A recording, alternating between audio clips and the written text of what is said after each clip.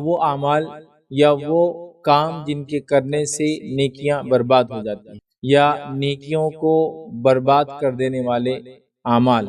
اور انشاءاللہ العزیز اس لیکچر میں 15 ایسے اعمال رکھوں گا جو نیکیوں کو برباد کر دیتے ہیں۔ تو نیکیوں کو برباد کر دینے والے یا ہلاک کر دینے والے یا تباہ کر دینے والے 15 اعمال آج میں رکھنے کی کوشش کروں گا۔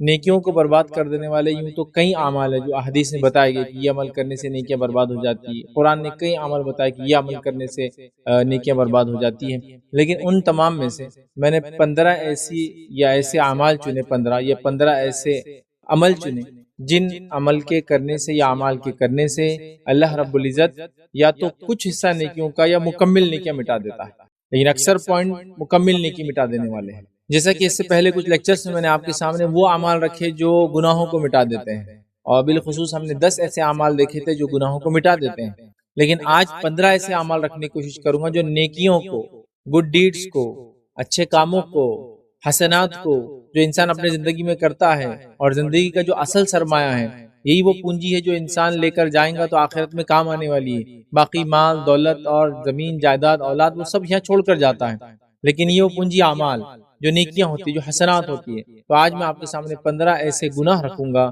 جن گناہوں کے کرنے سے انسان کی نیکیاں مکمل طور سے کمپلیٹلی ختم ہو جاتی ہے، وائپ آؤٹ ہو جاتی ہے، یاد رکھیے مٹا دی جاتی ہے۔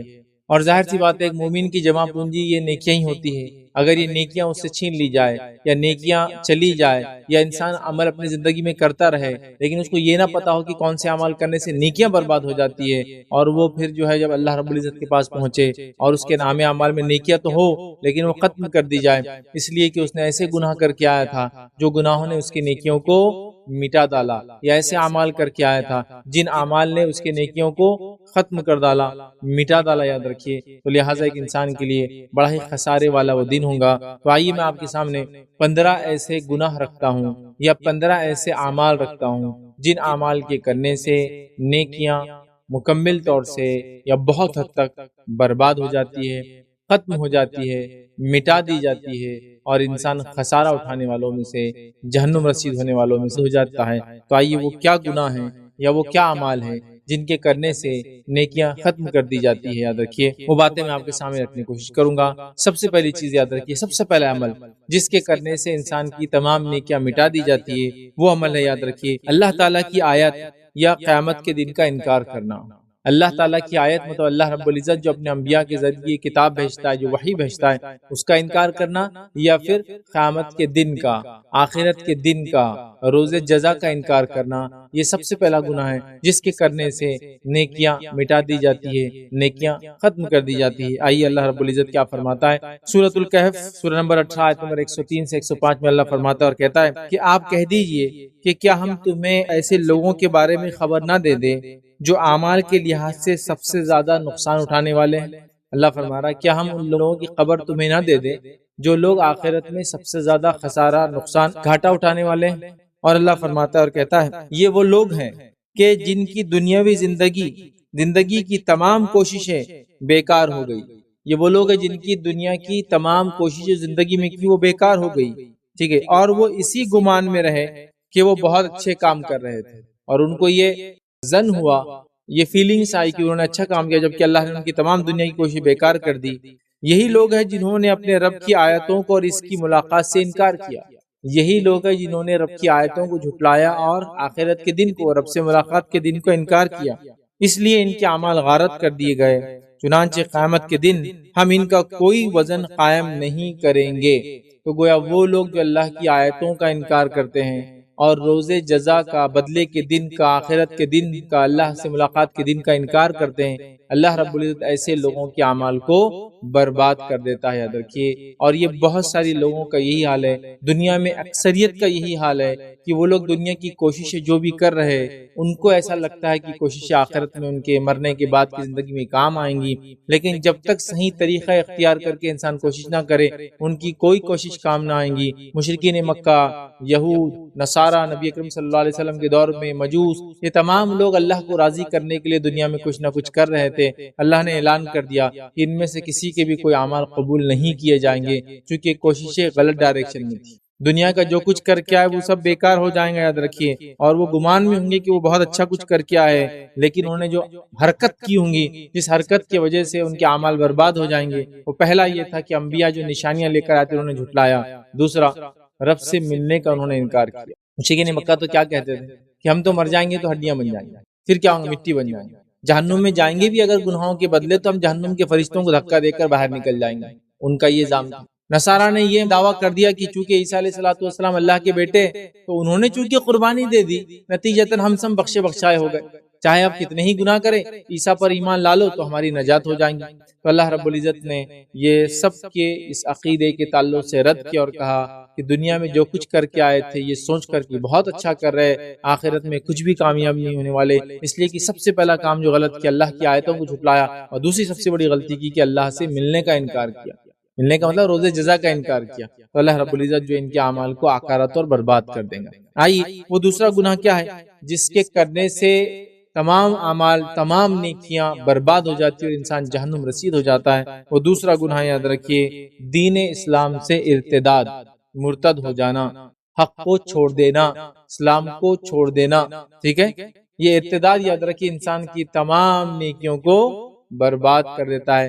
جیسے کہ ایک انسان کفر کی حالت سے اسلام میں آئے تو تمام پچھلے گناہ معاف ہو جاتے ہیں، اسی طرح ایمان کی حالت سے کفر کی حالت میں چلا جائے تو پچھلے تمام نیکیاں ختم ہو جاتی ہیں اور انسان جہنم رسید ہو جائیں گا اگر اسی حالت میں مر گیا۔ سمجھ رہا بات کو؟ تو ارتداد یاد رکھیے وہ تمام نیکیوں کو برباد کر دیتا ہے، چونکہ اللہ رب العزت نے اپنی کتاب میں سورہ آل عمران سورہ نمبر 3 آیت نمبر 19 کے حصے میں فرمایا اور کہا ان الدین عند اللہ الاسلام، اللہ کے نزدیک جو قابل قبول دین ہے وہ صرف اسلام ہے۔ دوسری آیت اسی سورہ کی سورہ آل عمران کی آیت نمبر 85 میں کہا وَمَن يَبْتَغِ غَيْرَ الْإِسْلَامِ دِينًا فَلَن يُقْبَلَ مِنْهُ وَهُوَ فِي الْآخِرَةِ مِنَ الْخَاسِرِينَ، کہ جو کوئی اسلام کے علاوہ کچھ ہمارے پاس لے کے آئیں گے، اللہ فرماتا ہے اس سے وہ روز قیامت قبول نہیں کیا جائے گا اور وہ آخرت میں خسارہ اٹھانے والوں میں سے ہو جائیں گا۔ تو لہٰذا دین سے منہ پھیر لینا، حق سے منہ پھیر لینا، اسلام سے منہ پھیر لینا، ارتداد کو اختیار کرنا، ٹھیک ہے، مطلب اسلام کا رد کر دینا اور مرتد ہو جانا، یاد رکھیے یہ انسان کی تمام نیکیوں کو برباد کر دیتا ہے۔ اور یاد رکھیے جب انسان مرتد ہوتا ہے تو مرتد ہونے کی کئی کیفیتیں ہیں، ارتداد کی کئی کیفیتیں، کئی صورتیں، 3 سے 4 صورتیں آپ کے سامنے سرسری طور سے رکھتا ہوں کہ وہ کیا کیا صورتیں ہیں، ورنہ ہم یہ سمجھتے صرف کہ میں یہ بول دوں کہ میں اب مسلمان نہیں رہا، یہ ایک صورت نہیں، اس کی 3 سے 4 صورتیں جو علماء بتاتے ہیں، اور اس کے علاوہ بھی صورتیں ارتداد کی، جس میں سے پہلی صورت یاد رکھی وہ یہ ہے کہ بعض اوقات صرف زبان سے کسی بول کی وجہ سے انسان مرتد ہو جاتا ہے، زبان کے کسی بول سے وہ مرتد مطلب وہ کفر میں چلا جاتا ہے، اور کفر میں چلا جانا مطلب اسلام کو چھوڑ دینا، اس اعتبار سے میں کہہ رہا ہوں۔ تو بعض الفاظ صرف کچھ الفاظ ادا کر کے کفر کی طرف چلا جاتا ہے، ارتداد کر بیٹھتا ہے، جس کی مثال یہ کہ اللہ تعالیٰ کو یا اس کے رسولوں کو یا اس کے فرشتوں کو گالی گلوچ کرنا، برا بھلا کہنا، مذاق کا موضوع بنانا، انسان اس سے اسلام سے نکل جاتا ہے، یاد رکھیں۔ اور فرشتوں پہ ایمان وغیرہ کے تعلق سے میں نے اس میں تفصیلات اس کی رکھی تھی کہ اکثر علماء کے ہی فتوی ہے کہ فرشتوں کا مذاق اڑانا یہ کفر ہے، ٹھیک، تو اس سے انسان جو ہے نکل جاتا ہے۔ دوسری مثال اگر ہے تو بعض اوقات وہ اپنے کسی فعل کی وجہ سے مرتد ہو جاتا ہے، کسی فعل، کسی ایکشن کی وجہ سے مرتد ہو جاتا ہے، مثال کے طور پر جیسا کہ بتوں کو سجدہ کرنے لگ جائے، بتوں کے سامنے جھکنے لگ جائے، ہے نا، چاہے وہ زمین آسمان کی کوئی اور مخلوق ہو جھکنے لگ جائے، یہ بھی مرتد ہو گیا، یہ بھی ارتداد کفر کی ایک کیفیت ہے۔ اسی طرح تیسری شکل یاد رکھیے وہ اپنے عقیدے کے اندر باطل عقائد کو شامل کر لے، اسلامی عقیدے میں باطل عقائد کو شامل کر لے تو بھی وہ مرتد ہو جاتا ہے، جیسے کہ مثال کے طور پر یہ سوچے کہ زنا حلال ہے، نماز کی کوئی ضرورت نہیں، بس یہ ڈرانے کے لیے کہ 5 وقت پڑھو تو اچھے رہیں گے، نہیں پڑھے بھی تو کچھ نہیں ہوتا، تو یہ بھی ایک صورت ہے۔ اسی طرح ارتداد کی ایک صورت ہے یاد رکھیے کہ صرف شک کی وجہ سے انسان مرتد ہو جاتا ہے، شک سے مراد یہ کہ پتہ نہیں اللہ ہے یہ نہیں، چلو لیکن ہم مان لیتے، کیا ہے پتہ نہیں، شرک کو برا تو بولا جا رہا ہے لیکن ہو سکتا ہے اللہ شرک کرنے کے بعد ہی معاف کر دے گا یار، اصل ہاں جہنم تو ہے لیکن ہو سکتا ہے ڈرانے کے لیے ہوں گی، تو جو سزائیں بولی جا رہی ہے وہ آخرت میں چھوٹ دے دی جائیں گی، یہ اس کو شک ہے، یاد رکھیے، ٹھیک ہے، تو ایسے شکوک کی بنیاد پہ یاد رکھیے وہ مرتد ہو جاتا ہے، اور یہ پختہ شک ہے اس کا کہ ٹھیک ہے اللہ نے بولا شرک حرام ہے لیکن مسئلہ نہیں کو کر بھی لے تو میں امید کرتا ہوں معافی ہو جائیں گے، جہنم تو ہے لیکن مجھے ایسا لگتا ہے کہ میں کو شکی کوئی جائیں گا بلکہ سب کو اللہ معافی کر دیں گے، اور ایسے جب شکوک اور شبہات جب دینی عقائد میں جو کہ واضح طور سے اللہ نے اپنی کتاب میں اس کے رسولوں نے ڈرائے لوگوں سے، اور اس کے بعد انسان کرے کہ جہنم وہنم ڈرانے کے لیے تھی، وہ نہیں ہے، تو یہ شک شبہات بھی انسان کو مرتد کر دیتے. ٹھیک ہے، دین کو چھوڑ دینا چاہے کسی بھی قسم سے، تو وہ انسان مرتد ہو جاتا ہے، اور مرتد ہونے سے اس کے تمام پچھلے اعمال برباد ہو جاتے. یاد رکھیے. اور آج کل کا جو زمانہ چل رہا ہے، بہت چھوٹی چھوٹی باتوں پہ میں نے دیکھا ہے نوجوان الہاد کو اختیار کر رہے ہیں. الہاد مطلب دین کو چھوڑ دے رہے، اسلام رب کو ماننا مطلب وہ کسی قسم کے معبود کو ہی نہیں مان رہا تھا، یہ کہہ رہے کوئی ہے ہی نہیں بنانے والا.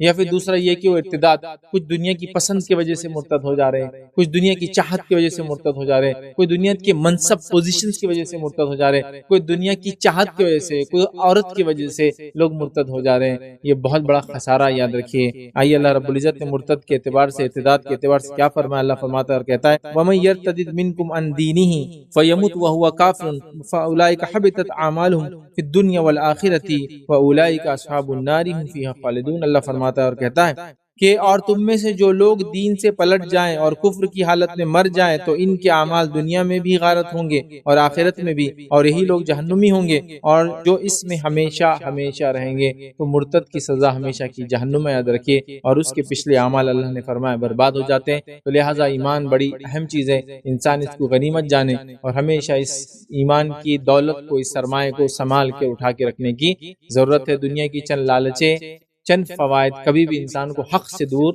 نہ کرے. جاتا ہے. آئیے تیسرا وہ عمل جس کے کرنے سے انسان کے اعمال برباد ہو جاتے ہیں، وہ عمل کیا دیکھتے ہیں. اللہ تعالیٰ کی عبادت میں غیر اللہ کو شریک ٹھہرانے سے اعمال برباد ہو جاتے ہیں. ایک انسان اللہ کی عبادت بھی کر رہا ہے جبکہ ہمیں حکم اللہ کی عبادت ہی کرنے کا ہے، تو اللہ کے ساتھ کسی کو شریک کرنے سے پچھلے اعمال برباد ہو جاتے. یاد رکھیے. اور انسان جہنم رسید ہو جاتا ہے. یاد رکھیے. جس کی چونکہ شرک کے تعلق سے ہم سب جانتے ہیں، شرک ایک سب سے سنگین جرم ہے جو انسان اللہ رب العزت کی ذات کے ساتھ جو ہے کرتا ہے. یاد رکھیے. تو لہٰذا شرک کرنے سے اعمال برباد ہو جاتے ہیں، ختم کر دیے جاتے ہیں.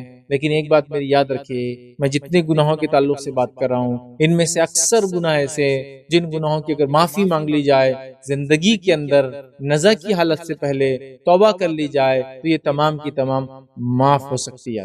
تو کوئی نا امید نہ ہو میری باتوں کو سمجھ، امید ہمیشہ باقی ہے. توبہ کر لے، راستہ اس کو پلٹنے کا ہمیشہ باقی. یاد رکھے. ٹھیک ہے. تو آئیے تیسرا وہ گناہ جو غیر اللہ کو شریک کرنا، شرک کرنا، یہ بہت سنگین جرم ہے. لیکن میں بہت افسوس کے ساتھ اس بات کو کہہ رہا ہوں کہ امت مسلمہ میں شرک کو اتنے دھڑلے سے کیا جا رہا ہے کہ نعوذ باللہ توحید شرک بن چکا اور شرک توحید بن چکی.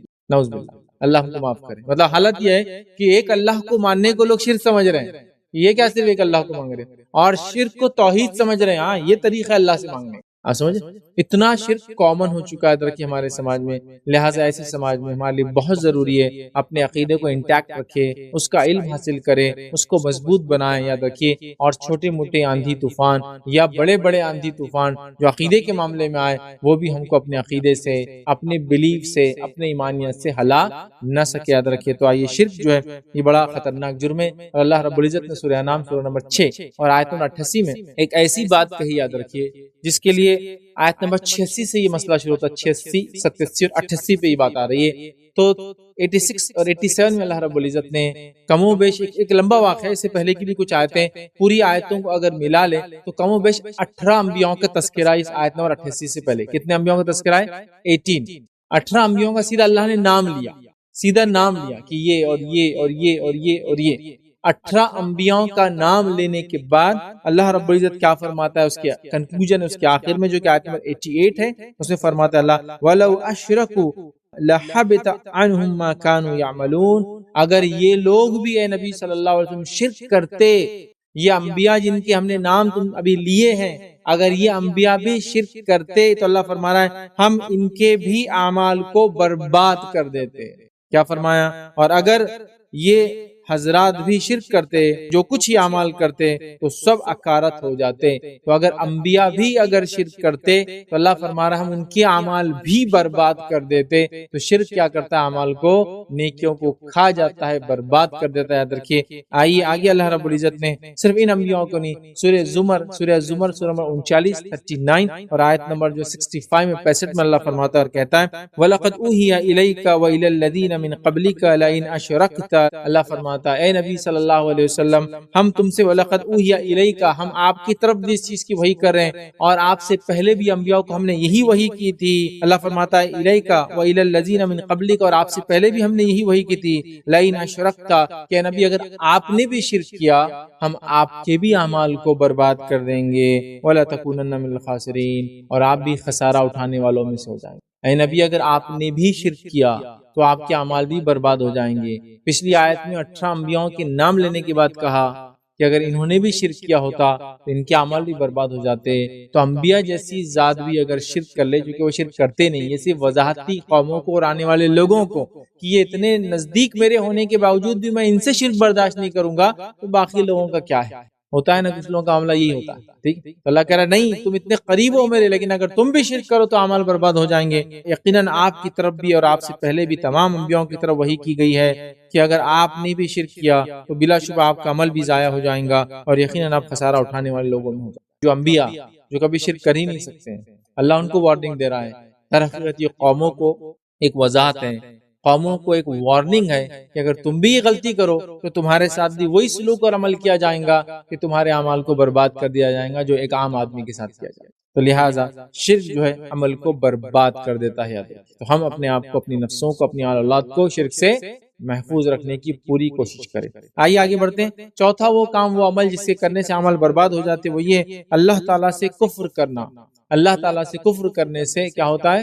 انسان جو ہے اس کے اعمال اکارت ہو جاتے ہیں، غارت ہو جاتے ہیں۔ یاد رکھیے تو کفر یاد رکھیے بہت سنگین چیز ہے۔ شرک اور کفر یاد رکھیے، مشرک اور کافر یاد رکھیے۔ مشرک اور کافر یہ دو ایسی مخلوق ہے اللہ کی جو کبھی بھی جنت میں نہیں جائیں گی، یاد رکھیے۔ ابراہیم علیہ السلام کے تعلق سے حدیث کے اندر یہ الفاظ آتے ہیں کہ ابراہیم علیہ السلام جو اللہ رب العزت سے جو ایک دعا ان کی باقی تھی جو انہوں نے اٹھا کے رکھی اور وہ روز قیامت کریں گے، وہ دعا یہ ہے کہ اللہ میرے والد کو جنت میں داخل کر دے، مجھے آج رسوا نہ کر ان کی وجہ سے۔ تو اللہ تعالیٰ فرمائیں گا اے ابراہیم کیا تجھے پتا نہیں ہے ہم نے کافر پہ جنت کو حرام قرار دیا ہے۔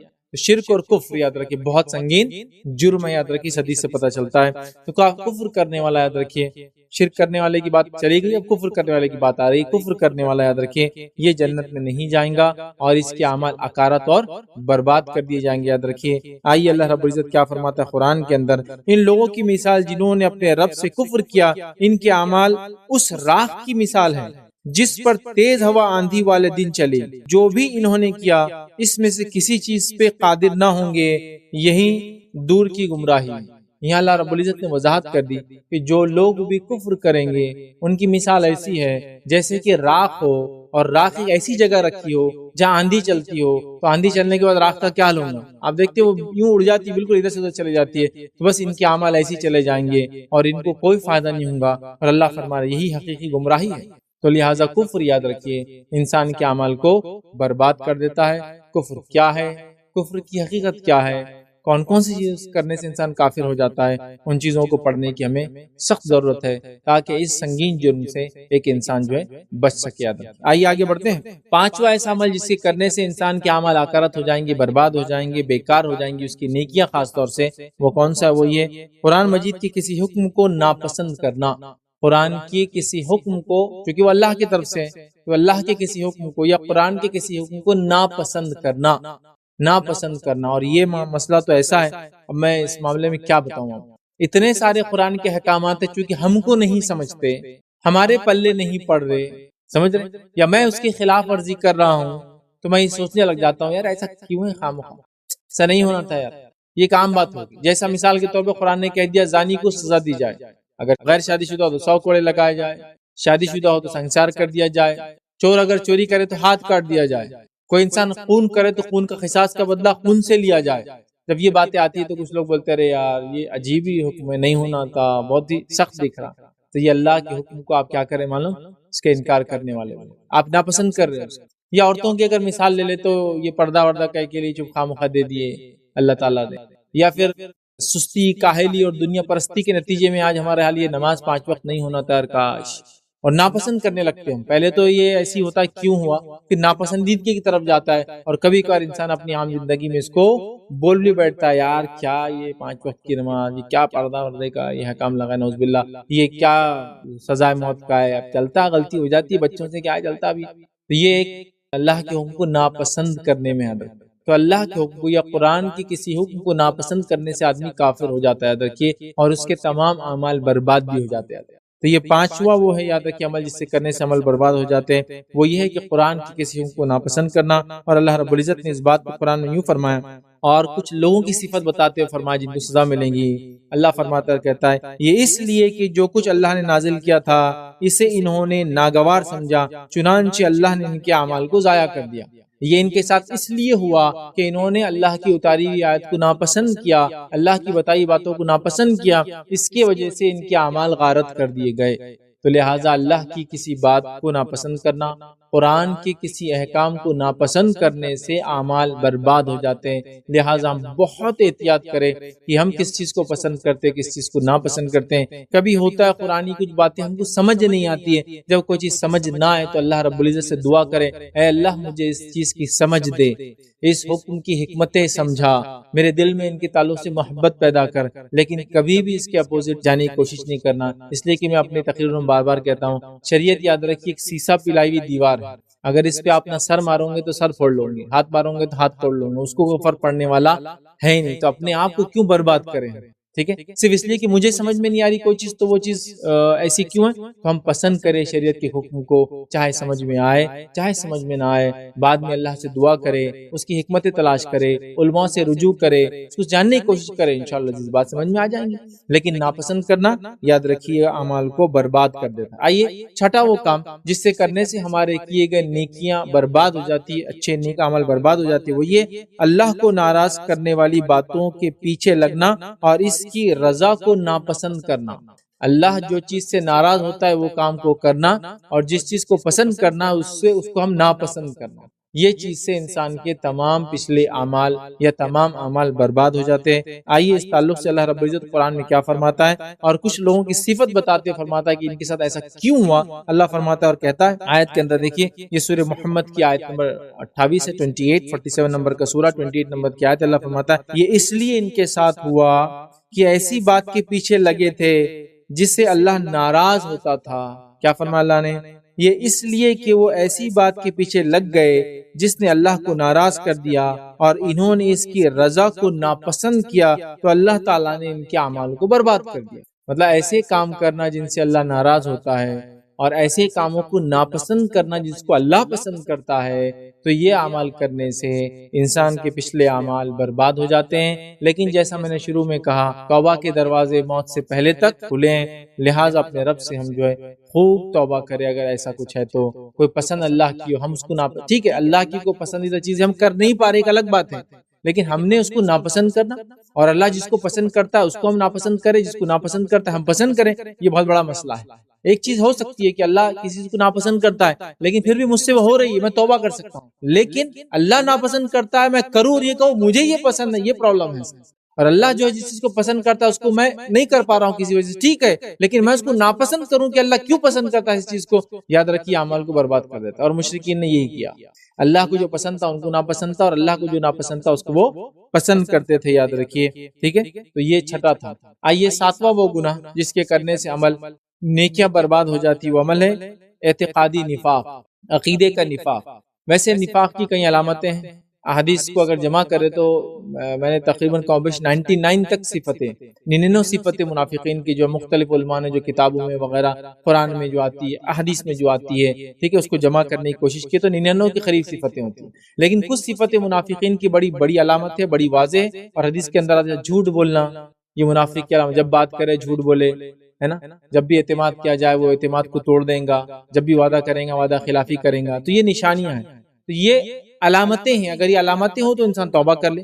لیکن ایک ہوتا ہے عقیدے کی جو ہے نفاق، مطلب اعتقادی منافق، مطلب اس کے عقیدے میں نفاق. ایک ہوتا ہے عمل کا نفاق اور ایک ہوتا ہے عقیدے کا نفاق. تو اعتقادی جو منافق ہوں گا، یاد رکھیے اس کی تمام اعمال برباد ہو جاتے ہیں. اس بات کو ہم ذہن نشین کر لے، یاد رکھیے. اور اللہ رب العزت نے اس بات کو قرآن میں یوں بیان کیا. ویسے نفاق ایک بہت بری چیز ہے، یاد رکھیے. منافق بھی جہنم میں رہیں گے، ہمیشہ جنت میں نہیں جائیں گے، یاد رکھیے.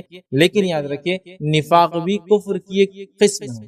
نفاق بھی کفر کی ایک قسم ہوتا یہ ہے کہ کافر ظاہراً بھی کفر اختیار کرتا ہے، بولتا ہے میں مسلمان نہیں ہوں، اور اندر بھی کافر ہوتا ہے، لیکن منافق ظاہراً بولتا ہے میں ایمان والا اور اندر کافر ہوتا ہے، تو منافق بھی یاد رکھیے یہ بھی کفر کی ایک قسم ہے۔ تو اعتقادی منافق جو ہوں گا وہ کافر ہوتا ہے، یاد رکھیے، اور اس کے بھی عمل برباد ہو جائیں گے۔ اللہ رب العزت نے قرآن میں دیکھی کیا فرمایا ایسے لوگوں کے تعلق سے، اور یہ سورہ مائدہ سورہ نمبر 5 کی آیت 53 53 ہے، 5 سورہ نمبر 5 آیت نمبر 53 میں اللہ فرماتا کہتا ہے وَيَقُولُ الَّذِينَ آمَنُوا أَهَؤُلَاءِ الَّذِينَ أَقْسَمُوا بِاللَّهِ جَهْدَ أَيْمَانِهِمْ إِنَّهُمْ لَمَعَكُمْ حَبِطَتْ أَعْمَالُهُمْ فَأَصْبَحُوا خَاسِرِينَ۔ اللہ فرماتا اور کہتا ہے اور ایمان والے کہیں گے کہ کیا یہی لوگ ہیں جو اللہ کی بڑی بھاری قسمیں کھایا کرتے تھے کہ یقیناً وہ تمہارے ساتھ ہیں۔ منافقین کیا کرتے تھے؟ جنگ ہوگی، جہاد ہوگی، جاتے نہیں تھے، اور پھر بڑی بڑی قسمیں کھاتے تھے، اللہ کی قسم ہم تمہارے ساتھ ہیں جنگوں میں، لیکن دھوکہ دیتے تھے۔ تو اللہ فرما رہا ہے کہ ایمان والے اس دن کہیں گے کیا یہ وہی لوگ ہیں جو اللہ کی بڑی بڑی قسمیں کھاتے تھے کہ ہم ایمان والے تمہارے ساتھ ہیں؟ پھر اللہ فرما ایسے منافقوں کے اعمال برباد ہوں گے روز قیامت۔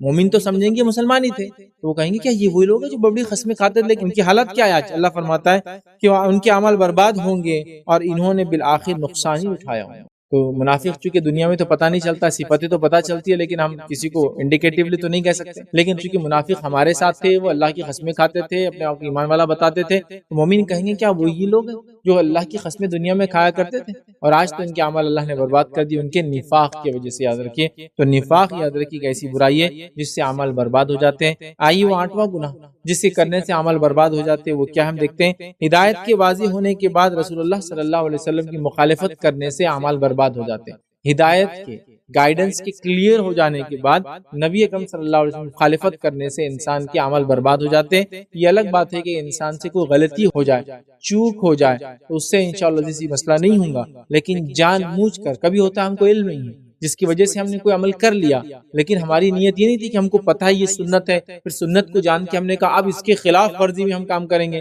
ہم کو پتہ ہی نہیں تھا اور خلاف ورزی ہو گئی تو انسان توبہ کر لے۔ لیکن نبی اکرم صلی اللہ علیہ وسلم کی واضح ہدایت آنے کے بعد خلاف ورزی کرنا یہ عمل کو برباد کر دیتا ہے۔ یاد رکھیے اس لیے کہ نبی اکرم صلی اللہ علیہ وسلم کا بڑا اونچا مقام ہے، یاد رکھیے، اور نبی کے موافقت میں، اتباع میں ہم کو کام کرنا ہے، ان کی مخالفت میں ہمیں دیکھیں اپنے زندگی کا کوئی عمل بھی ہم نبی اکرم صلی اللہ علیہ وسلم کی مخالفت میں کبھی نہ کریں۔ آئیے اللہ رب العزت جو ہے نبی اکرم صلی اللہ علیہ وسلم کی مخالفت میں عمل کرنے سے اعمال برباد ہو جاتے ہیں، اس کے تعلق سے کیا فرماتا ہے؟ اللہ فرماتا ہے اور کہتا ہے، یہ سورہ محمد سورہ نمبر 47 47 اور آیت نمبر 32 میں اللہ فرماتا ہے اور کہتا ہے کہ بلا شبہ جن لوگوں نے کفر کیا اور اللہ کی راہ سے دوسروں کو روکتے ہیں اور ان پر ہدایت واضح ہو جانے کے بعد انہوں نے رسول اللہ صلی اللہ علیہ وسلم کی مخالفت کی، ان پر ہدایت واضح ہونے کے بعد نبی اکرم صلی اللہ علیہ وسلم نے مخالفت کی، وہ اللہ کا کچھ بھی نہیں بگاڑ سکتے، اللہ ایسے لوگوں کے اعمال برباد کر دیں گا۔ تو یہاں بھی دیکھیے نبی اکرم صلی اللہ علیہ وسلم کی ہدایت واضح ہونے کے بعد بھی اگر کوئی ان کی مخالفت کرے تو وہ انسان کے اعمال برباد کر دیے جاتے ہیں۔ آئیے وہ 9واں عمل جس کے کرنے سے انسان کے اعمال برباد ہو جاتے ہیں وہ کیا ہے؟ وہ ہے رسول اکرم صلی اللہ علیہ وسلم کی بے ادبی کرنا، رسول اکرم صلی اللہ علیہ وسلم کی گستاخی کرنا، نبی اکرم صلی اللہ علیہ وسلم کے احترام کے خلاف کوئی بات کرنا۔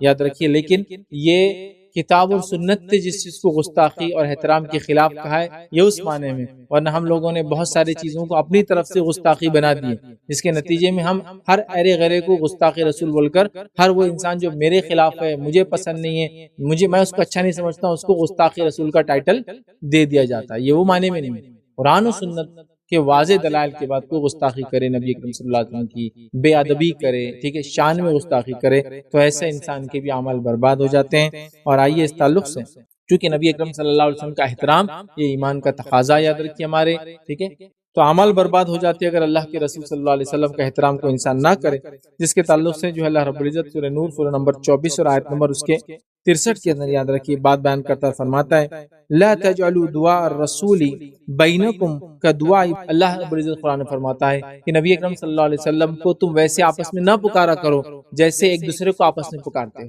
اور واقعہ مشہور ہے کہ ایک شخص آیا اور وہ نبی اکرم صلی اللہ علیہ وسلم گھر کے پیچھے آ گیا، تو دروازے پہ بھی نہیں تھا اور پیچھے سے چلا رہا یا محمد یا محمد یا محمد، تو اللہ رب العزت نے، کچھ لوگ کہتے ہیں شان نزول یہ تھا، اور چلا ہی رہا ہے، ایک تو گھر کے پیچھے ہے، دروازے کے پاس نہیں ہے، اور چلاتا ہے، نبی اکرم صلی اللہ علیہ وسلم باہر نہیں آتے۔ تو اللہ نے فرمایا تم نبی کو ویسی آوازیں مت دیا کرو جس طرح سے آوازیں تم ایک دوسرے کو دیتے ہو، جیسے ایک دوسرے کو ہم بلا رہے اے چل فلاں آ جا، اے فلاں آ جا، یا عربی کے اندر حرف ندا ہے، یا حرف ندا ہے، یا مطلب متوجہ ہو، میری طرف دیکھو، میری طرف بلٹو، میری بات سنو، کئی معنوں میں استعمال ہوتا ہے، جیسے یا اللہ ہم بولتے ہیں، یا اللہ میری بات کو سن لے، اللہ کو وہ کرنے، اسی طرح کوئی انسان جا رہا تو ہم نے یا فلاں کہتے ہیں، تو اسی طرح اللہ کے رسول کو جب آپس میں جیسی بات کرتے ہو ویسا نہ کہو، اللہ فرما رہا ہے، ٹھیک ہے، چونکہ نبی کا احترام ہے۔ اسی طرح سورہ حجرات سورہ نمبر 49 آیت نمبر 2 میں اللہ نے جو بات بیان کی، یہ بات تو بڑی خطرناک ہے، جو ہم بار بار سورہ حجرات کی ابتدا میں پڑھتے ہیں۔ اللہ فرماتا ہے، کہتا ہے یا ایھا الذین آمنوا لا ترفعوا اصواتکم فوق صوت النبی ولا تجہروا له بالقول کجہر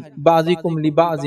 اللہ فرماتا ہے، کہتا ہے کہ اے وہ لوگوں جو ایمان لائے ہو، اپنی آوازوں کو نبی کی آواز سے اونچی نہ کرو، نبی کے موجودگی میں یا نبی کے سامنے اپنی آوازوں کو اونچی نہ کرو۔ کیوں اونچی نہ کرو؟ اللہ فرماتا ہے سامنے بلند آواز سے اس طرح بات نہ کرو جس طرح تم آپس میں بات کرتے ہو بلند آواز سے، ورنہ تمہارے اعمال برباد ہو جائیں گے اور تم کو اس کا شعور بھی نہیں آئے گا۔ مطلب نبی اکرم صلی اللہ علیہ وسلم کی موجودگی میں تیز آواز میں بات کرنے سے منع کیا گیا، نبی اکرم صلی اللہ علیہ وسلم کو نام لے کر آواز دینے سے منع کیا گیا ہے۔ اور اللہ رب العزت نے بھی دیکھیے نبی اکرم صلی اللہ علیہ وسلم سے جب خطاب کیا اپنی کتاب میں، تو آپ اگر دیکھیں گے، اس کا مطالعہ کریں گے تو 4 جگہ محمد کہا اور 1 جگہ احمد کہا، اور وہ احمد بھی جو کہا وہ عیسیٰ علیہ السلام نے بشارت دی اس معنی میں کہا، تو 5 جگہ ہی آپ کا نام ہے اور 4 جگہ آپ نے کہا ہے، لیکن اللہ رب العزت نے آپ کا نام تبھی لیا جب اس کی اشد ضرورت تھی، جیسا محمد الرسول اللہ کہ محمد اللہ کے رسول ہے، اور ان کے ساتھی جو ہے فلاں کہا، ٹھیک ہے، ایک جگہ کہا کہ محمد صلی اللہ علیہ وسلم تم میں سے کسی کے والد نہیں ہیں، ہے نا، تو بہت ضرورت کی جگہ پر آپ کا نام استعمال کیا۔ اس کے علاوہ اللہ رب العزت بھی کس طرح سے بات کرتا ہے، یا ایھا المدثر، یا ایھا المزمل، ہے نا، یا ایھا النبی، یا ایھا الرسول۔ محمد اللہ رب العزت نے بھی نام نہیں لیا، اللہ رب العزت نے بھی نام نہیں لیا، تو یہ نبی اکرم صلی اللہ علیہ وسلم کا احترام ہے۔ وہ لوگ میری بات کو غور سے سنیں جو دھکے دھکے پر اللہ کے رسول صلی اللہ علیہ وسلم کو نام لے لے کر پکارتے یا محمد یا محمد، سے کہ اللہ نے تو منع کیا، جیسے آپس میں نام لیتے ہو نبی کا نام اس طرح سے نہ لو۔ دوسری جگہ کہا کہ نبی کی موجودگی میں تیز آواز میں بات نہ کرو ورنہ تمہارے اعمال برباد ہو جائیں گے، اور صحابہ نے اس کو بالکل تیز آواز کو فزیکلی ایسی سمجھا، اور ایک صحابی رسول نے اللہ کے رسول کی مجلس میں آنا چھوڑ دیا، جن کے تعلق سے نبی اکرم صلی اللہ علیہ وسلم جب پوچھا وہ کہاں ہیں، پہلے آیا کرتے تھے اب نہیں دکھتے ہیں، صحابی وہاں گئے، دوسرے صحابہ کہا کیا بات ہے تم آ کیوں نہیں رہے ہو؟ تو کہا میرے عمل تو برباد ہو گئے، باقی کیا فائدہ اللہ کے رسول صلی اللہ علیہ وسلم مجلس میں۔ تو کہا کیسے؟ تو ان کی فزیکلی آواز تیز تھی، اس کو عام زبان میں اردو میں بولتے بڑا گلا ہے، اونچی آواز میں بات کر، ہوتا ہے نا کسی کی فزیکل وائس ہی تیز ہوتی ہے، تو ان کی آواز اونچی تھی، جس کے نتیجے میں انہوں نے اب چھوڑ دیا۔ جب اللہ کے رسول صلی اللہ علیہ وسلم کی بات بتائی گئی تو آپ نے فرمایا تم ان لوگوں میں سے نہیں ہو، واپس آ۔ اور اس کے بعد روایتوں میں آتا ہے کہ عمر ابن خطاب رضی اللہ عنہ جن کی آواز ذرا بلند تھی، اونچی بڑی آواز تھی، جو شخصیت بھی بڑی تھی، نبی اکرم صلی اللہ علیہ وسلم جب بات کرتے، یہ آیت کے آنے کے بعد سورہ حجرات تھی، تو کبھی کبھار اللہ کے رسول صلی اللہ علیہ وسلم کو خود پوچھنا پڑتا ہے عمر کیا، عمر کیا، اور اتنے آہستہ بولتے کہ کہیں اونچی ہو جائے اور عمل برباد نہ ہو جائے، کہ ان کو پوچھنا پڑتا کہ اے عمر کیا ہے، ذرا ریپیٹ کرو۔ اتنی پھر صحابہ نے آواز کو پست کر لیا۔ اس کے بعد یاد کسی امام کا بڑا مشہور قول ہے، نبی اکرم صلی اللہ علیہ وسلم کی قبر مبارک پر بھی آواز اٹھانے کو حرام قرار دیتے، وہ کہتے تھے نبی کا احترام جیسا زندگی میں تھا وہ دنیا سے جانے کے بعد بھی ہے، لہٰذا قبر کے پاس تیز آواز میں بات نہیں کی جائیں گی۔ اسی لیے اگر مسجد نبوی میں کوئی شور و غل کرے، تیز آواز میں بات کرے، تو اس کو اٹھا کے پولیس لے کے چل جاتی، کیونکہ وہ غیر قانونی ہے، چونکہ نبی کے احترام کے خلاف ہے مسئلہ۔ تو میرے کچھ بھائی جو چیختے ہیں، چلاتے ہیں، نبی اکرم صلی اللہ علیہ وسلم نام لے لے کر پکارتے ہیں، وہ تھوڑا غور کرے، یہ طریقہ ادب کے خلاف ہے، یہ خلاف ہے، ٹھیک ہے۔ اور صحابہ کو بھی دیکھا گیا جیسا نبی کی زندگی میں احترام کرتے تھے، قبر مبارک کے پاس بھی کبھی تیز آواز میں بات کرتے نہیں پائے گا۔ سمجھ رہے بات؟ تو بہرحال یہ بڑی اہم چیز ہے۔ تو نبی کے احترام کے خلاف کام کرنا، بے ادبی کرنا، یہ عمل کو برباد کر دیتا ہے۔ آئیے 10واں وہ کام جس سے کرنے سے ہمارے اعمال، ہماری نیکیاں برباد ہو جاتی ہے، وہ کیا ہے؟ 10واں کام ہے ریاکاری کرنا۔ ریاکاری دکھاوا جس کو بولتے ہیں، اس کو شرک اصغر کہا جاتا ہے۔ اور ریاکاری مطلب یہ ہے کہ کسی عمل کو خالص اللہ کے لیے نہ کرتے ہوئے انسان اپنی نیت میں یہ خرابی کرے کہ وہ دوسروں کو بتانے کے لیے کرے، یا اللہ کے لیے کرے لیکن دوسروں کو بتانے کے لیے بھی کرے، مطلب یا تو پھر سیدھا سیدھا بتانے کے لیے، یا تو پھر دونوں اس کا مقصد ہو، اس کے اعمال بھی قبول نہیں ہوتے اور اس کے اعمال بھی برباد کر دیے جاتے ہیں وہ ریا کی وجہ سے۔ آئیے نبی اکرم صلی اللہ علیہ وسلم کیا فرمایا، حدیث کے الفاظ سنتے ہیں۔ حدیث میں الفاظ یوں ہیں، اس طرح سے آتے ہیں، یہ سلسلۃ الحدیث صحیحہ کی روایت ہے۔ حدیث کے الفاظ یہ ہے کہ نبی اکرم صلی اللہ علیہ وسلم نے ارشاد فرمایا، مجھے تم پر سب سے زیادہ خوف شرک اصغر کا ہے، تم پہ سب سے زیادہ خوف شرک اصغر کا ہے، ٹھیک ہے؟ تو صحابہ نے پوچھا کہ شرک اصغر کیا ہوتا ہے، یہ چھوٹا شرک کیا ہے؟ تب نبی اکرم صلی اللہ علیہ وسلم فرمایا، شرک اصغر سے مراد ریاکاری ہے۔ اللہ تعالیٰ قیامت کے دن جن لوگوں کو ان کے اعمال کا بدلہ دے گا، اللہ تعالیٰ قیامت کے دن جب لوگوں کو ان کے اعمال کا بدلہ دے گا، جو لوگوں نے ریاکاری کی تھی ان سے کہیں گا، جاؤ آج انہی سے جا کے بدلہ لے لو جس کو دکھانے کے لیے کام کیا کرتے تھے، یاد رکھیے، پھر دیکھو تمہیں اس کا کیا بدلہ ملتا، جاؤ۔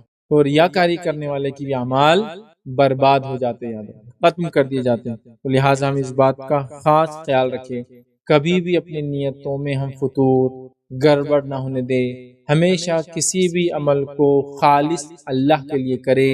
اگر نیت میں کوئی فساد آ رہا ہے تو اس عمل کو اس وقت چھوڑ دے، پھر جب نیت کی اصلاح ہو جائے پھر وہ کام کرے، سمجھ رہے ہیں؟ جیسا مثال کے طور پر ایک انسان ہے، حج اس پر فرض ہو چکا ہے، کسی وجہ سے نہیں گیا، لیکن آج اس کے دل میں جذبہ جاگ گیا کہ میں بھی حج کو جاؤں گا۔ کیوں حج کو جاؤں گا؟ اس لیے کہ میرے جو بھائی کی بیٹے کی شادی تھی اور ان کے نام کے آگے الحاج لگا اور میرے نام کے آگے کچھ بھی نہیں لگا، اب میں بھی حج کو جا کے آ جاتا تو میرے نام کے آگے بھی حاجی صاحب الحاج لگ جائیں گا۔ یہ نیت میں بگاڑ ہے۔ عمل حج ہے، صحیح ہے، ضروری ہے، فرض بھی ہے اس پر، لیکن ابھی نہیں ہے، تو وہ کیا کرے، اپنی نیت کی اصلاح کرے، پہلے اس نیت کو ترک کرے، اللہ مجھ سے غلطی اور خطا ہوئی، میں نے ایسی نیت، میں خالص تیری عبادت کے لیے، چونکہ مجھ پہ تو نے حج فرض کیا، اب جاؤں، سمجھ رہا؟ یہ بہت ضروری ہے، نیت کی اصلاح۔ کوئی آیا اور اس کو کچھ آپ دینا چاہتے ہیں لیکن دل میں ہی بات آ گئی کہ اب سب لوگ دیکھیں گے میں دے رہا ہوں، پھر ہاتھ کو روکے، نیت کی اصلاح کرے، چونکہ عمل اللہ کے بس قابل قبول نہیں ہوں گا۔ یہ دوسری ایک روایت، اس میں نبی اکرم صلی اللہ علیہ وسلم فرمایا، کہا، اور آپ نے فرمایا، ابو امامہ باہلی رضی اللہ عنہ اس کے راوی وہ کہتے ہیں کہ ایک شخص نے نبی اکرم صلی اللہ علیہ وسلم کے پاس آ کر یہ کہا، آپ کا کیا خیال ہے کہ جو شخص جنگ میں اس لیے شریک ہو کہ اسے اجر و ثواب بھی ملے اور شہرت بھی ملے؟ ایک آدمی جنگ میں شامل ہو رہا ہے اور اس کی نیت ہے کہ اجر و ثواب بھی ملے اور شہرت بھی ملے، دو چیز چاہ رہا ہے، تو نبی اکرم صلی اللہ علیہ وسلم فرمایا، اس کو کچھ بھی نہیں ملیں گا، شہرت بھی نہیں ملیں گی اور اجر بھی نہیں ملیں گے، اور کوئی خالی شہرت کے لیے جائے تو اس کو عمل کا اجر نہیں ملے گا اور شرک اصغر اس کے نام عمل میں لکھا جائے گا۔ صرف خالص اللہ کے لیے اگر جائیں گا جنگ میں تو اس کو اجر ملے گا۔ اور صحابی نے کیا پوچھا، وہ جنگ میں جا رہا ہے، نیت یہ کہ اللہ کے لیے، لیکن ایک اور نیت ہے شہرت بھی ہو جائے، تو اس میں سے دونوں میں سے کیا ملیں گا؟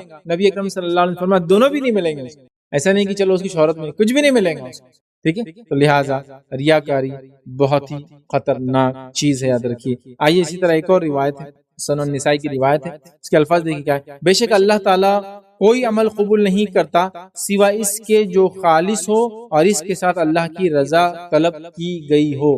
اللہ تعالیٰ کوئی عمل قبول نہیں کرتا سوائے اس کے کہ وہ خالص ہو اور اللہ کی رضا کے لیے کیا گیا ہو، مطلب نیت بھی اور عمل بھی دونوں کا خالص ہونا شرط ہے کسی عمل کے قبولیت کے لیے، تو اللہ تعالیٰ قبول ہی نہیں کرتا۔ لہٰذا ہم ریا سے بچے۔ ریا بہت خطرناک مرض ہے، لیکن یہ ہماری سوسائٹی اور سماج میں بہت کامن ہو چکا ہے کہ ہم اعمال کو لوگوں کو دکھانے کے لیے کر رہے ہیں، یاد رکھیے، ٹھیک ہے؟ اسی طرح 11واں عمل جس کے کرنے سے یاد رکھیے انسان کے اعمال برباد ہو جاتے ہیں، وہ 11واں عمل کیا ہے؟ اکیلے میں محرمات کا ارتکاب کرنا، مطلب وہ چیز جو حرمت والی ہے، وہ چیز جو حرام ہے، جب آپ خلوت میں ہوں، اکیلے میں ہوں، اس کا ارتکاب کرنا، پبلکلی نہیں کرنا، لیکن جب چھپے ہوئے ہو، اکیلے میں ہو تو کرنا۔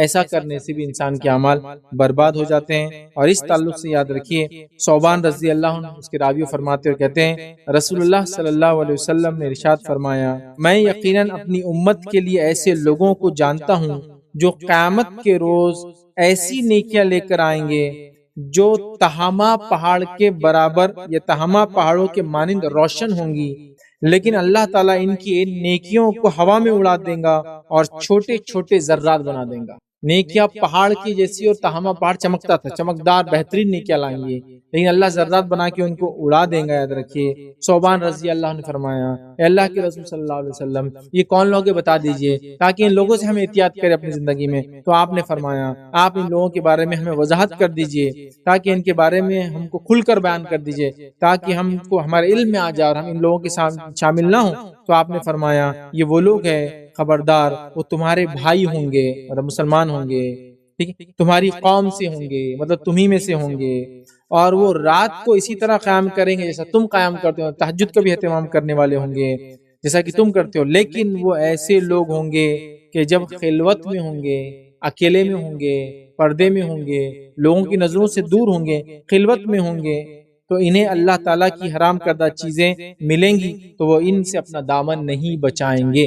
مطلب جب اکیلے میں ہوں گے، حرام چیزیں ملیں گی تو اس کو اختیار کر لیں گے، لیکن جب پبلک میں ہوں گے تو وہ تمہارے جیسے ہوں گے، نمازیں پڑھیں گے، یہاں تک کہ تہجد پڑھیں گے، لیکن جب اکیلے میں ہوں گے تو اللہ کی حرام کردہ چیزوں کو حرام نہیں سمجھے گے، ان کا ارتکاب کر لیں گے۔ یہ بہت خطرناک چیز ہے، بہت خطرناک چیز ہے کہ انسان جس کو کہیں گے لوگوں کے سامنے ہو تو گناہ نہ کرے، اور جب لوگوں سے دور ہو جائے، چھپ جائے تو گناہ کرے۔ اور اس کے تعلق سے کسی شخص نے بڑی بہترین بات کہی تھی کہ اکیلے میں گناہ کرنے سے بچا کرو۔ ویسے تو گناہ تو کبھی بھی نہیں کرنا چاہیے، لیکن انہوں نے کہا کہ اکیلے میں گناہ کرنے سے بچا کرو، اس لیے کہ اکیلے گناہ جب کرو گے تو گواہ بھی وہی ہے جو انصاف کرنے والا ہے۔ مطلب اکیلے میں گناہ کرنے سے بچو، اس لیے کہ جو جج ہے وہی وٹنس بھی ہے اس کیس کے اندر، کیونکہ اکیلے میں گواہ اللہ ہی ہے، فیصلہ بھی اللہ ہی کرنے والا ہے۔ حالانکہ کھلے میں بھی کریں گے تو اللہ ہی گواہ ہے، لیکن لوگ بھی گواہ بنتے ہیں، لیکن اکیلے گناہ میں وہ کہتے ہیں زیادہ بچو، اس لیے کہ یہاں گواہ وہی ہے جو انصاف کرنے والا ہے، مطلب جج جو ہے وہی وٹنس بھی ہے کیس کے اندر۔ تو لہٰذا ہم بہت بچے، اللہ کی حرام کردہ چیزوں کو ہم دل سے حرام جانیں، چاہے پبلکلی ہو حرام ہے، چاہے اکیلے میں ہو حرام ہے، چاہے لوگوں کے سامنے ہو تو بھی حرام ہے، اور اسی طرح جو کہیں بھی انسان ہو تو بچے۔ تو خلوت میں، اکیلے میں جو حرام کردہ چیزوں کو کرتے ہیں ان لوگوں کے اعمال یاد رکھیے برباد کر دیے جاتے ہیں، یاد رکھیے۔ اسی طرح جو ایک 12ویں چیز یاد رکھیے، نماز عصر کو جان بوجھ کر ترک کرنا، اس سے بھی اعمال برباد ہو جاتے ہیں۔ نماز عصر کو، ویسے عصر کیا، ویسے ساری نمازیں اہم ہیں، لیکن عصر کی نماز کی تاکید ہے، یاد رکھیے، اور اس کے تعلق سے بہت ساری وعیدیں ہیں، جیسا کہ ایک روایت میں یہاں تک الفاظ ہے کہ کوئی اگر عصر کی نماز ایک بار چھوڑ دے تو اس کو روز قیامت جو اس پہ غم طاری ہوں گا، اس ایک نماز کو چھوڑنے غم وہ اتنا زیادہ ہوگا جیسا کہ اس کے پورے رشتہ دار مر گئے اور پورا مال ایک ساتھ لٹ گیا۔ کتنا غم ہوتا ہے انسان کو، اتنا غم روز قیامت صرف ایک عصر کی نماز چھوڑنے کا ہوگا انسان۔ بہرحال تو عصر کی نماز کو بلا وجہ چھوڑنا، جس کو ہم کہیں گے دانستہ طور پر چھوڑنا، جان بوجھ چھوڑنا، انجانے میں چھوٹ گئی، غلطی سے چھوٹ گئی، غفلت میں چھوٹ گئی، بے ہوشی میں چھوٹ گئی، ہنگامی کیفیت میں چھوٹ گئی، ہو سکتا ہے، لیکن جان بوجھ کر دانستہ طور پر چھوڑنا یاد رکھیے بہت سخت جرم ہے، اور اللہ رب العزت نے اس نماز کی تاکیدی حکم قرآن میں دیا اور فرمایا اپنی نمازوں کی حفاظت کرو، اور بیچ والی نماز کی خاص طور سے بیچ والی نماز کی حفاظت کرو۔ نمازوں کی حفاظت مطلب پانچوں نمازوں کی حفاظت فرض، بیچ والی نماز، تو بیچ والی نماز سے مراد یاد رکھیے عصر کی نماز ہے، اس سے پہلے فجر، ظہر آتی ہے، پھر عصر آتی ہے، اور اس کے بعد مغرب اور عشاء، تو عصر کی نماز بیچ والی نماز یاد رکھیے۔ تو اللہ نے اس کی خاص تاکیدی حکم دیا، اور آئیے اس تعلق سے نبی اکرم صلی اللہ علیہ وسلم نے کیا فرمایا؟ فرماتے جو شخص نماز عصر کو چھوڑ دے تو اس کے اعمال ضائع ہو جاتے ہیں، جو شخص نماز عصر کو چھوڑ دے اس کے اعمال ضائع ہو جاتے ہیں۔ اللہ ہم پہ رحم کرے، ہم عصر تو کیا کتنی نماز ہم چھوڑ دیتے ہیں۔ عموماً یہ دیکھا جاتا ہے کہ لوگ مغرب کی نماز سب سے زیادہ پڑھتے دن کی نمازوں میں، اس کی وجہ کیا مجھے نہیں معلوم، بٹ لوگ پڑھتے ہیں، یا شاید اذان ہوتے ہی جماعت رہتی ہے، جو بھی وجہ، آپ کو سب سے زیادہ آڈینس پبلک مسجد میں صرف آپ کو مغرب میں ملیں گے۔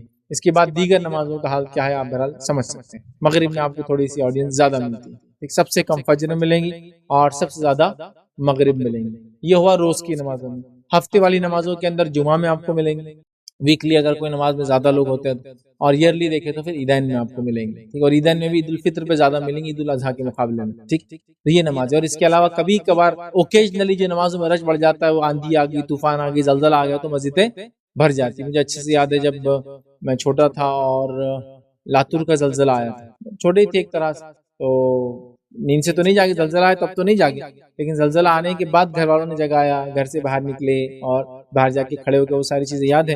تو اس دن فجر کی اذان ہوئی، چھوٹے تھے تو نماز کو چلو نماز کو چل جائیں گے. اب سب لوگ جا رہے تھے، گھر میں لوگ بولے جاؤ نماز کو جاؤ، ہر آدمی نماز کے لیے جا رہا تھا. تو جب نماز کے لیے میں ایک مسجد گیا تو اس مسجد کا حال یہ تھا کہ میں نے ویسا اس سے پہلے بھی نہیں دیکھا اپنی لائف میں، اور اب میری زندگی کا اتنا بڑا حصہ گزر چکا ہے اب تک نہیں دیکھا. وہ مسجد کا حال یہ تھا، اور ساری مسجدوں کا حال یہ تھا کہ اس کا گراؤنڈ فلور بھی فل تھا، اس کا فرسٹ فلور بھی فل تھا، اس کا سیکنڈ فلور بھی فل تھا، اور اس کے چھت پہ میرے کو جانا پڑا تھا جہاں اتنی دھول جمی ہوئی تھی وہ سارے فلور پر اور چھت پر کہ تو صاف نہیں ہوتا نا. فجر میں کسی کو تھوڑے انداز تھی پبلک آئیں گی، وہ چھت پہ جا کے پڑے، اور جب وہاں سے دیکھا تو ہر مسجد کا وہی حال تھا. تو یہ بہت اوکیجنلی، مطلب میں نے عیدین میں بھی اتنا رش کبھی نہیں دیکھا، چونکہ وہ زلزلہ شاید 3:30-4 بجے رات میں آیا تھا، اور گرمی کے دن تھے 5-5:15 بجے. بہت لوگ تھے، اور اس لیے بھی تھے کہ بھائی آگے زلزلہ تو مسجد میں مرے تو زیادہ اچھا ہے سیدھا گھروں کے اندر رہنے سے. آپ سمجھ، تو زلزلے ایک بار آتے ہیں تو اس کے جھٹکے آتے رہتے تھوڑی دیر، ٹھیک ہے. تو بہرے تو اوکیجنلی پڑھتے ہیں. نمازوں کو روز پڑھنا ہے، 5 وقت پڑھنا ہے، پابندی کے ساتھ پڑھنا ہے، یاد رکھیے. حسن خوبی کے ساتھ پڑھنا ہے، یاد رکھیے. جماعت کے ساتھ پڑھنا ہے، یاد رکھیے. اول وقت میں پڑھنا ہے، یاد رکھیے. مسجد میں جا کر پڑھنا ہے، یاد رکھیے. یہ بڑی اہم چیزیں ہیں. بہرحال عصر کی نماز کے لیے خاص تاکید ہے. آئیے آگے بڑھتے ہیں. 13واں وہ عمل جس کے کرنے سے اعمال برباد ہو جاتے، 13واں وہ گناہ جس سے کرنے سے نیکیاں برباد ہو جاتی، وہ یہ ہے نجومی کاہنوں کے پاس جانا یا جادو کا کرنا اور کروانا. دونوں کو ایک ساتھ رکھواؤں، نجومی یا کاہنوں کے پاس جانا یا جادو کا کرنا اور کروانا. آئیے حدیث کے الفاظ سنیے. نبی اکرم صلی اللہ علیہ وسلم فرماتے اور کہتے ہیں کہ جو شخص جو ہے کسی کاہن یا نجومی کے پاس جائے اور اس کی کسی چیز کے تعلق سے سوال کرے تو اس کی 40 راتوں کی نماز قبول نہیں ہوتی. مطلب 40 دنوں تک نماز قبول نہیں ہوتی. 40 دنوں تک اس کی نماز ضائع ہو جاتی جو کسی کاہن کے پاس جا کر سوال کرے. ٹھیک ہے، وہ اس کو ایمان رکھتا ہے نہیں رکھتا ہے، بات کو مانتا ہے نہیں مانتا ہے. سیکنڈ گیا اور سوال کیا، 40 دن کی نماز گئی. اس کا مطلب کیا 40 دن نماز نہ پڑھے؟ نہیں، 40 دن نماز تو پڑھنا ہی ہے، اجر نہیں ملے گا، عمل برباد ہو. اور دوسری ایک روایت میں آپ نے فرمایا جو شخص کسی کاہن، ایسے شخص کے پاس جائے، کاہن کسی کو کہتے ہیں جو علم غائب ہونے کا دعویٰ کرتا ہے، کل کیا ہونے والی بات کا دعویٰ کرتا ہے اور وہ بتانے کی کوشش کرتا ہے، تو کاہن کے پاس جائے اور اس نے کہی ہوئی بات کی تصدیق کر لے. یہ پہلے نے سوال کیا تو 40 دن کی نہیں، تصدیق کر لے، ہاں صحیح بولے انہوں نے، تو اس نے اس چیز کا انکار کیا جو محمد صلی اللہ علیہ وسلم پر نازل ہوئی. ایک روایت میں اس نے کفر کیا جو محمد پر نازل ہوا. اور نبی اکرم صلی اللہ علیہ وسلم پر قرآن نازل ہوا. قرآن کا انکار کرنے والا کافر ہوتا ہے، اور وہ کافر، اور کافر کے پچھلے عمل برباد ہو جاتے، پہلے میں رکھ چکا. ٹھیک، اسی طرح اللہ رب العزت نے جادو کرنے والوں کے تعلق سے فرمایا سورہ بقرہ سورہ نمبر 2 آیت نمبر 102 کے اندر کہ ان کے عمل آخرت میں ان کے لیے کچھ نہیں ہے. ان کے عمل کے تعلق سے لفظ استعمال کیا خلاق، ان کے عمل خراب، بیکار، بے معنی، بے اثر ہو جائیں گے. خلاص ہیں، کچھ نہیں ان کو اجر ملیں گا، ان کے عمل کا کوئی بدلہ نہیں ملے گا. کس کو؟ کہانت، یہ جادوگروں کو، جادوگر کو اور جادو کرنے کروانے والوں. وہ پوری آیت کافی لمبی، آپ اس کو پڑھیں، لیکن یہ بات طے اللہ نے فرمایا ہے کہ جو جادو کرتا ہے اس کے اعمال کے تعلق سے وہ جانتا ہے آخرت میں کچھ بدلہ نہیں. تو کہانت کا کرنا، جادو کا کرنا اعمال کو برباد کر دیتا ہے. لیکن اب میں کیا بولوں، یہ کہانت اور جادوگری تو ایسا حال ہو گیا کہ ہر دھکے دھکے پر، ہر کونے کونے پر، ہر نکڑ و چوراہے پر اخبار کے اندر 100 ایڈ ہے تو 50 ایڈ تو اس کی بھرے ہوئے. فلاں مسئلہ ہے تو آ جائیے، فلاں یہ ہے تو آ جائیے، فلاں ہے تو ایسا ہو جائیے، آپ کا ہاتھ بتائیے، لکیروں سے تقدیر جان لیجئے، فلاں سے تقدیر جان لیجئے، یہ ہو گیا تو فلاں ہو گئے، پتے نکال کے تقدیر جان لیجئے. انسانوں سے تقدیر نکالی جا رہی، جانور تقدیر بتا رہے ہمارے کل کیا ہوگا، کہاں مریں گے ہم وہ پتا چل رہا، تو کسی کو یہ اور ساری چیزیں، بزنس میں کل کیا کرنا ہے، یہاں تک کی حالت یہ ہوگی اب کل کون سے کپڑے پہننا ہے وہ بھی وہی طے کر رہے ہیں.